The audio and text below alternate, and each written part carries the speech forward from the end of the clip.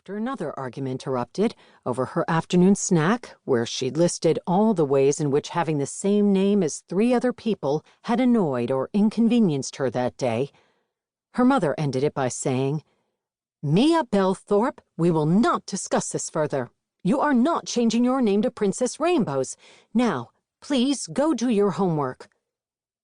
Mia had stormed up the stairs and slammed the door as hard as she could, making, it seemed, the whole house vibrate with her misery.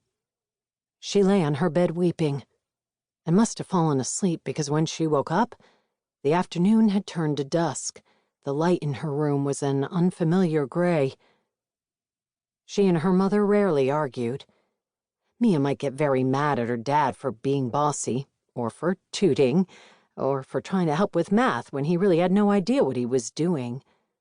But her mother was soft and sweet, rarely said no, always knew how to fix anything that was wrong, and consistently smelled like flowers. And when Mia woke up, she felt regretful for storming off and slamming the door so hard. The house was quiet when she left her room, which felt odd, because usually she heard her mom in the kitchen, cooking or talking on the phone with a friend, or listening to the radio while she made dinner. There were all kinds of familiar noises in the house, but silence was not one of them. She crept down the stairs. It was easy to apologize to her mother. She knew it would be accepted with hugs and a kind conversation about why things couldn't be the way Mia wanted them to be. There would be some consolation prize, maybe a cookie, or a concession on another matter of conflict. But when she entered the kitchen, she found her mother lying on the floor. One of her mom's red velvet flats had fallen off her tiny foot, and it looked just like she was sleeping. "Mom," she said, sitting down beside her. "Mommy, I'm sorry." But her mom didn't stir, and Mia lay down beside her, rested her head on her chest. She knew that something was horribly wrong, but she pushed it so deep, squeezed her eyes shut and held on tight. She was sleeping. She'd wake up very soon. That's where her father found them when he came home from work not long after. The sound of his wailing would stay with Mia for the rest of her life. "It's not your fault." This was the single phrase she heard most often after that day. From her father, from therapists, from aunts and uncles.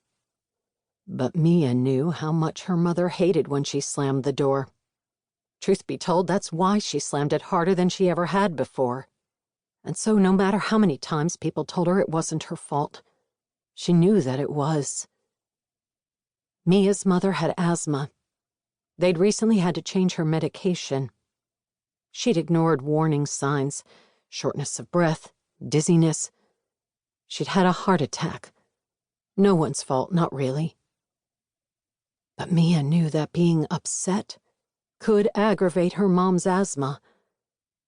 She wasn't upset, her father Henry told her. "She called me after you fought. She said, 'Princess Rainbows is at it again.' We thought it was funny, cute. She wasn't mad at you. She was never mad at you." Mia didn't believe him. And while she loved her father, it was true that she loved him somewhat less than she loved her mother. It was also true that a very special kind of light that her mother brought into her life and into her home went dark. Though there was still light, it wasn't anything like the light that came from her mother's love.